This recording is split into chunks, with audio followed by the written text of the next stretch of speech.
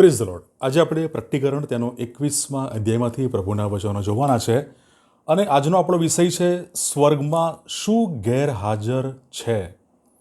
જ્યારે આપણે પ્રકટીકરણના પુસ્તકનો અભ્યાસ કરીએ છીએ ત્યારે તેના લેખક યોહાન કેટલીક સ્પષ્ટ બાબતો અથવા ક્લુ અથવા સંકેતો આપણને આપે છે નવા યરુશાલેમ અથવા સ્વર્ગ વિશે.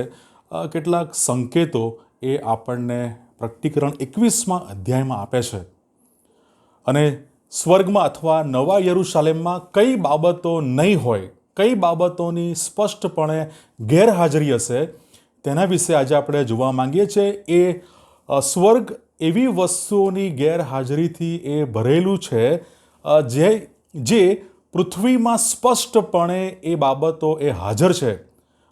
પૃથ્વી પર એ બાબતો હાજર છે પણ સ્વર્ગમાં એની સ્પષ્ટ ગેરહાજરી છે.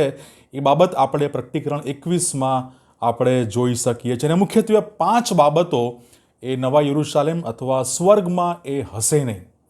સૌથી પહેલી બાબત એ તો આંસુ, મરણ, શોક, રુદન, દુઃખ એ બાબતો એ સ્વર્ગમાં નહીં હોય. પ્રકટીકરણ 21 અને 4 કહે છે, તે તેઓની આંખમાંનું દરેક આંસુ લૂછી નાખશે, મરણ ફરીથી થનાર નથી, તેમજ શોક કે રુદન કે દુઃખ ફરીથી થનાર નથી.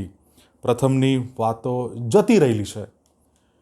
યોહાન અને પ્રભુના વચનો આપણને એ સ્પષ્ટ બાબતો એ શીખવે છે. ઈશ્વર એ પોતે એ બાબતો એ દર્શનમાં એ જણાવે છે કે આ બાબતો એ નહીં હોય. કઈ બાબતો? આંસુ, મરણ, શોક, રુદન, દુઃખ. આ બાબતો એ નવા યરુશાલેમ એ સ્વર્ગમાં એની સ્પષ્ટપણે ગેરહાજરી હશે. ચોક્કસ પૃથ્વી પર આ બાબતો છે અને તે આપણા જીવનોને પ્રભાવિત કરી રહી છે.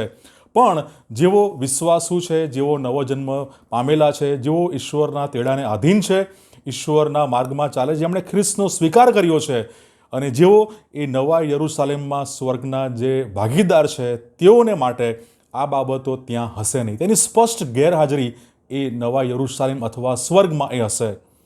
બીજી બાબત, સ્વર્ગમાં ચોક્કસ પ્રકારના લોકોની એ સ્પષ્ટ ગેરહાજરી હશે.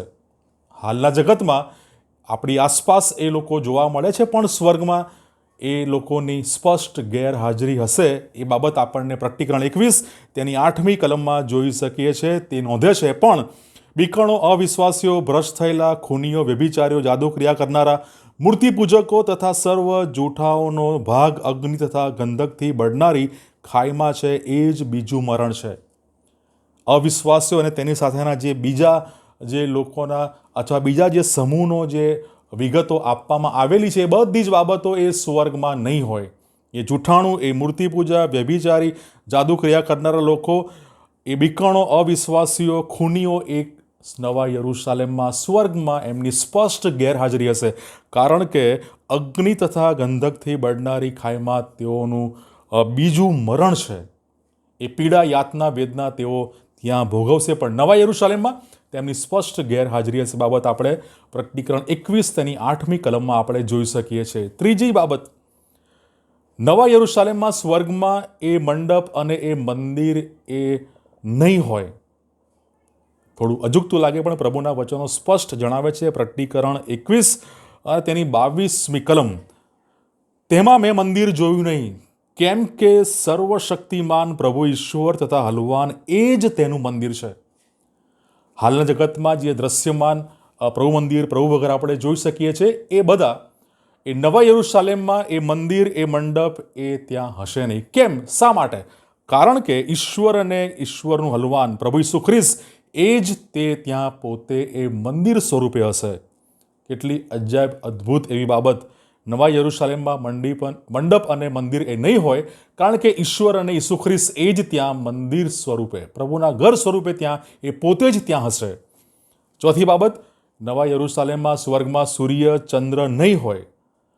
એ આપણે જોઈ શકીએ છીએ. પ્રકટીકરણ 21 તેની 23મી કલમ, નગરમાં સૂર્ય કે ચંદ્રના પ્રકાશની જરૂર નથી. શા માટે? શા માટે નવા યરુશાલેમમાં સ્વર્ગમાં સૂર્ય, ચંદ્ર નહીં હોય? એનું કારણ પણ એ જ કલમમાં મળે છે.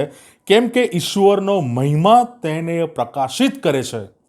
એ સ્વર્ગ, એ નવા યરુશાલેમને ઈશ્વરનો મહિમા જ એને પ્રકાશિત કરે છે. કારણ કે ઈશ્વર, ઈસુ ખ્રિસ્ત એ પોતે જ તેનો દીવો છે, એ પ્રકાશ એ પોતે જ છે. માટે નવા યરુશાલેમમાં સૂર્ય, ચંદ્ર નહીં હોય. એ ચોથી બાબત. અને છેલ્લી અને પાંચમી બાબત એ છે, કોઈ શાપ ત્યાં રહેશે નહીં.